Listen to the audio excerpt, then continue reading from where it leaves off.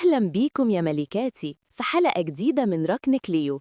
وحلقتنا النهاردة نار الستايل، ومش كل موضة تليق.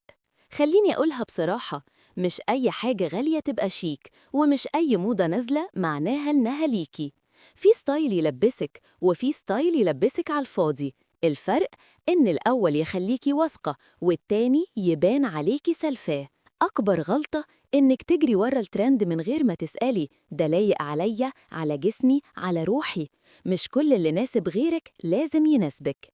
الستايل الحقيقي مش في البراند ولا في السعر. الستايل في الإحساس، في الطريقة اللي تمشي بيها، في النظرة اللي تقولي بيها أنا عارفة أنا مين. والملكة الذكية تختار اللي يشبهها، مش اللي الناس مستنياه منها. افتكري دايما، الثقة هي أحلى فستان ممكن تلبسيه. لو الحلقة عجبتك اعملي لايك واشتركي، والأسبوع الجاي حلقة فخمة جدا. العطور قوة خفية ما بتتشافش بس ما بتتنساش. إلى اللقاء يا ملكات، وخلي ستايلك دايما توقيعك.